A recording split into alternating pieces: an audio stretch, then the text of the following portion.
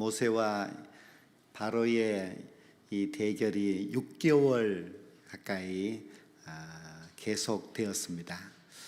6개월 동안 애굽 땅에 9가지 재앙이 임하였고, 우리가 알듯이 그 재앙으로 말미암아 애굽 온 땅은 초토화되어 가고 있었습니다.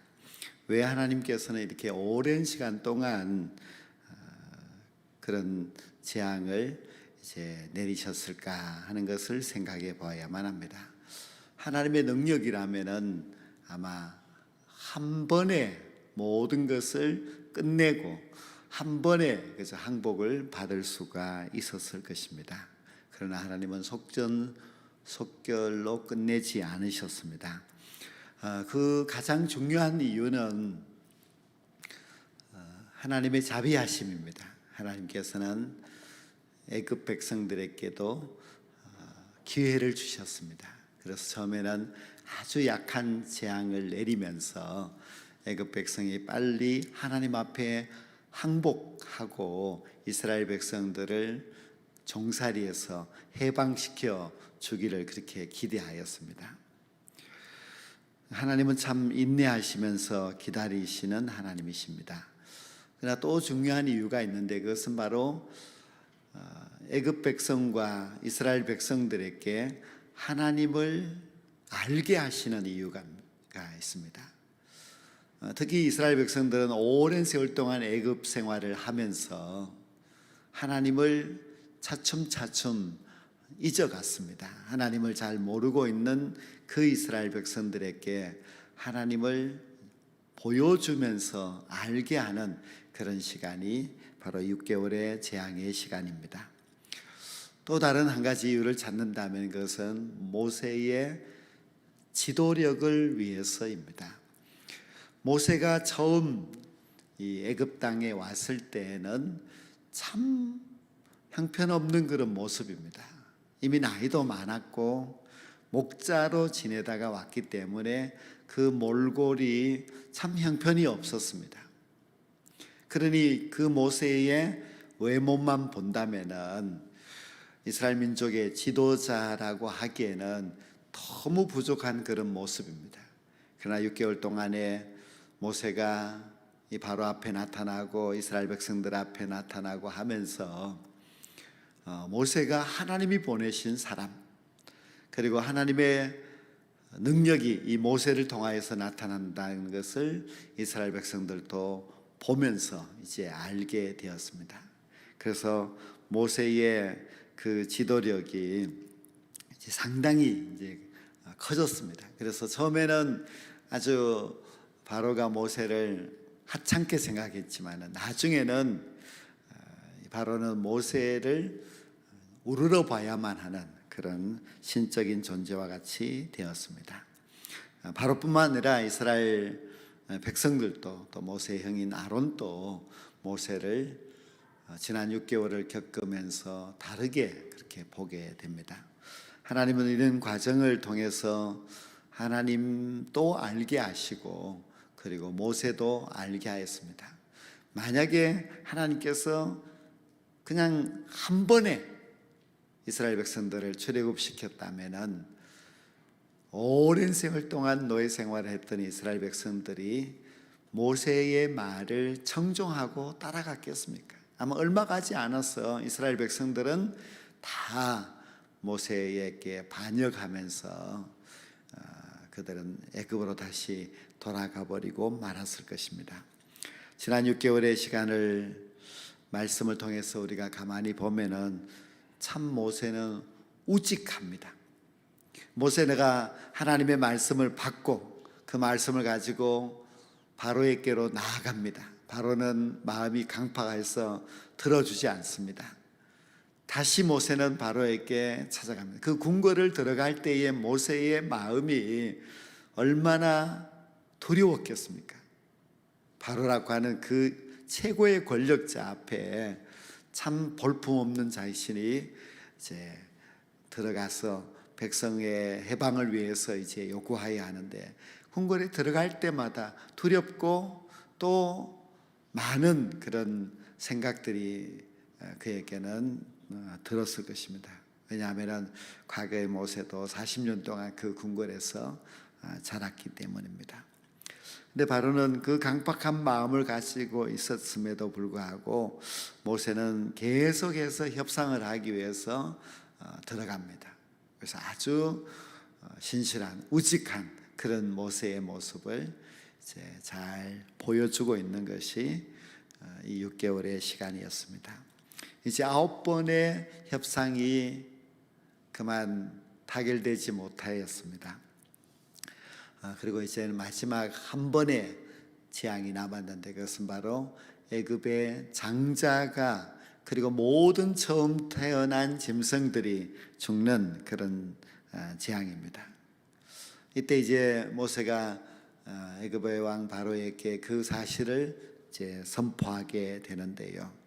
이것은 참 두려운 일입니다. 왜냐하면 모든 생명들이 죽게 되는 일이기 때문입니다. 그런데 이 말을 전하는 모세는 심히 노하였다, 그렇게 출애굽기 11장에 나오는데요. 모세가 왜 심히 노하였을까 하는 것을 생각해 본다면은 참 모세의 마음이 너무너무 답답했을 것입니다. 하나님께서도 너무 마음이 이제 아프셨겠죠. 왜냐하면 그 수많은 생명들이 죽어야 하니까요.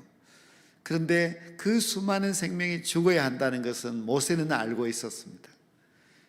근데 그것을 받아들이지 아니하는 이 바로 왕을 생각하면은 그가 분노할 수밖에 없었습니다. 왜 저렇게 백성들을 힘들게 할까? 왜 생명이 죽어야 되는 이 엄청난 재앙 앞에서도 끝까지 타협하지 아니하고 항복하지 아니하는 그 바로의 모습을 보면서 모세가 참으로 분노할 수밖에 없었습니다. 재앙을 피할 수 있는 그 열쇠가 바로 바로에게 있었습니다. 그러나 바로는 끝끝내 항복하지 아니했을 때에 그 내용을 보고서 모세는 분노하였다 하였습니다.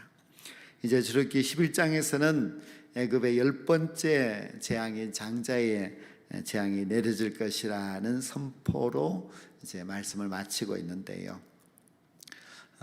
그리고 끝까지 거부하는 그 바로를 향하여서 모세가 심히 분노하는 그런 모습을 볼 수가 있습니다. 오늘 읽은 본문 출애굽기 12장 말씀은 애굽 땅에 장자의 재앙이 내려질 때에 이스라엘 백성들이 최소한의 실천적 순종이 있어야 한다는 것을 가르쳐주는 그런 말씀입니다. 불순종한 애굽 백성들에게는 저주의 재앙이 되지만은 이때 이스라엘 백성들에게는 최소한의 순종에 의해서 구원을 받는 그런 시간이 됩니다. 그런데 최소한의 순종이 있어야 하는데 그 최소한의 순종의 내용이 무엇인지를 오늘 이 본문이 자세히 가르쳐주고 있습니다. 그러니까 요약을 하면은 이렇습니다. 이제 그달 열흘이 되면은 각 가정마다 이제 1년 된 수컷 양을, 물론 온전한 그런 양을 한 마리를 이제 찾아내야 됩니다. 그리고 그달 열 나은 날이 되면은 저녁이 될 때에 그 양을 이제 잡아야 합니다. 근데 식구가 너무 작으면은 양 한 마리가 너무 많다고 생각되면 이웃집과 어울려서 그렇게 한 마리를 잡으면 됩니다. 근데 그 저녁에 이제 그 양을 잡아서 양의 피를 가지고서 그 집 문설주 양쪽 기둥에 바르고 임방 그 위에 이제 양의 피를 바릅니다. 그리고 그 양은 이제 고기를 구워서 온 가족들이 그날 밤에 이제 먹게 되는데요.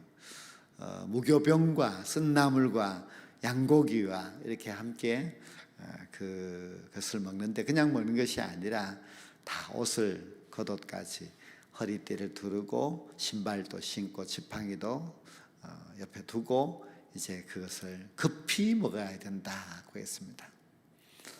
그것이 바로 하나님께서 이스라엘 백성들에게 요구하는 최소한의 순종의 방법입니다. 이렇게 꼭 해야 된다는 겁니다. 그런데 그 사실을 이제 모세가 듣고 모세가 그 장정만 해도 60만 명이 되니까 가정수로 한다면 얼마나 많겠습니까? 그 많은 가정에 이 사실을 전달을 해야 됩니다. 이 전달도 급히 해야 되고 정확하게 해야 하고 빠짐없이 해야만 합니다.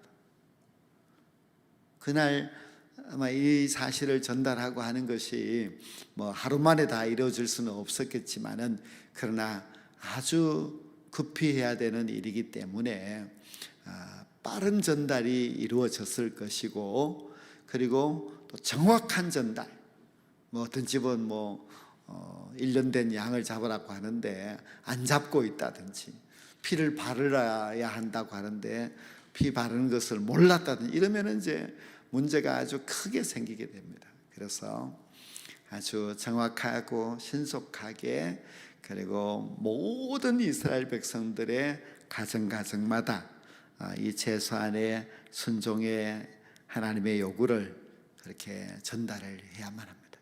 이렇게 급히 신속하게 빠짐없이 전달해야 되는 그 이유가 무엇인가 하면, 이것은 생명과 관련된 문제이기 때문에 그렇습니다.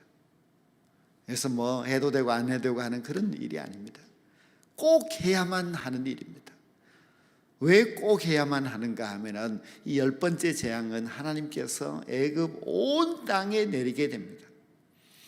하나님께서 이스라엘 백성들은 뭐 다 알고 계시니까 이스라엘 백성들의 가정은 그냥 빼고 애굽 사람들의 집에만 재앙을 내리고 이렇게 하면 얼마나 좋겠습니까?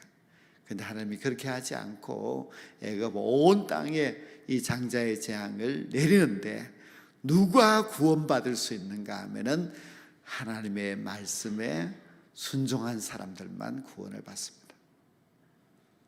그리고 여기서 중요한 것은 모세가 그동안은 재앙이 있을 것이라고 하는 것을 계속 바로에게 알려주었습니다. 그리고 어떻게 하면 되는지도 알려주었지만은 이 10번째 재앙에 대하여서는 자세한 내용을 애굽 사람, 애굽 왕에게 알려주지 않습니다.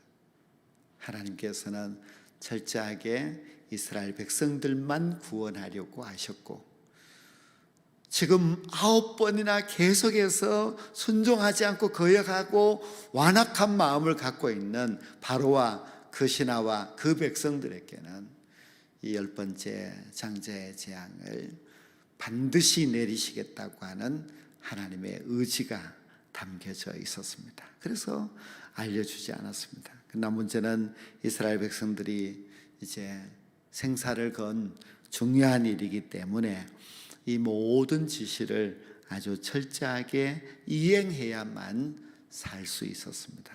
생명이 걸린 문제라는 뜻은 하나님의 말씀대로 행하지 않으면 이스라엘 백성들의 장자도 죽는다는 그런 뜻입니다.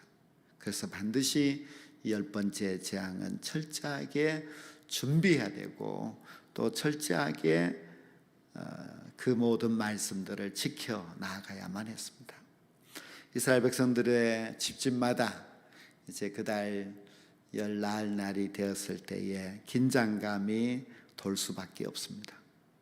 그들이 정말 하나님의 말씀 그대로 다 지켰는지 그것도 철저하게 점검을 해야 됩니다. 피는 어디다가 발랐는지, 그리고 그들이 먹는 음식은 잘 준비되어 있는 것인지, 그들의 복장은 잘 갖추고 있는 것인지, 그리고 우리만이 아니라 이스라엘 백성들 모든 가정이 다 그 일을 하고 있는지 그것을 철저하게 점검을 해야만 했습니다.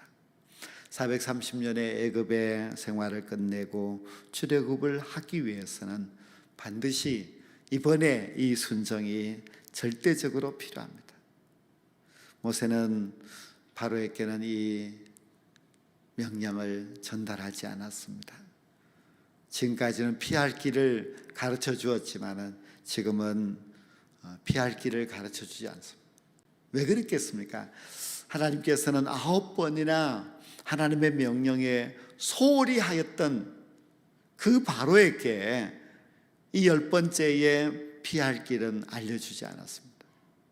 지금까지 하나님의 명령에 소홀하고 하나님의 명령을 듣지 않았기 때문에 더 이상의 기회를 하나님께서 주지 않으셨습니다. 하나님은 순종하는 자에게 생명의 구원을 주십니다. 순종하지 않는 자에게는 하나님께서는 철저한 심판을 내리십니다. 그 심판은 바로 생명을 빼앗아가는 그런 엄청난 심판이었습니다. 오늘 이 본문 출애굽기 12장 13절 말씀이 참 중요합니다. 내가 애굽 땅을 칠 때의 그 피가 너희가 사는 집에 있어서 너희를 위하여 표적이 될지라. 내가 피를 볼 때에 너희를 넘어가리니 재앙이 너희에게 내려 멸하지 아니하리라. 피라고 하는 것이 너무너무 중요합니다. 피를 보겠다. 그리고 그 피를 보고 재앙이 넘어간다. 재앙을 내리지 않겠다. 그렇게 말씀하고 있습니다. 이는 너희의 피를 바르는 순종을 보겠다. 그 순종을 보고 내가 넘어가겠다. 그렇게 말씀하고 있습니다. 문에 바른 그 피가 바로 생명을 구원할 그런 확실한 증거가 됩니다. 그리고 이 피는 십자가에서 우리의 죄를 대신하여서 죽으신 예수 그리스도의 그 피를 상징합니다. 우리 모두도 십자가에서 나의 죄를 대속하여 죽으신 예수 그리스도 그분만이 나의 구주라고 하는 이 최소한의 믿음을 가져야 합니다. 이 믿음을 가져야만이 우리가 구원받을 수 있습니다. 애굽의 온 이스라엘 백성들이 최소한의 피를 바르는 그 순종을 통해서 구원받음과 같이 우리도 나를 위해 죽으신 예수 그리스도 그 십자가의 보혈의 공로를 내가 믿고 그 예수 그리스도를 나의 구주로 영접하는 그 최소한의 믿음, 최소한의 순종이 있어야만 우리가 구원의 백성이 될 수가 있습니다. 성경은 보면은 항상 순종의 사람이 있고 불순종의 사람이 있습니다. 불순종의 사람이 구원받는 법은 없습니다. 오직 순종의 사람이 구원받는데 하나님의 순종의 요구는 엄청나고 지키기 어려운 대단한 그런 것이 아닙니다. 양을 잡아 양의 피를 대문에 바르는 그 일을 해야 하는데 그 일을 하기만 하면은 그 어느 가정에서든지 장자가 죽지 않고 구원을 받게 되고 그리고 그 순종을 통해서 이스라엘 백성들이 이제 해방을 얻게 됩니다. 하나님이 오늘도 우리들에게 최소한의 순종을 요구하실 때에 그 순종에 그 요구에 순종하는 우리가 되어야 합니다. 그래야만 우리에게 생명을 구원할 수 있는 그 귀한 복이 임하게 됩니다. 정말 순종 너무 중요합니다. 하나님이 요구하시는 그 말씀에 순종의 사람이 되어서 생명을 구원하는 하나님의 귀한 백성들이 우리 모두가 될 수 있기를 간절히 원합니다.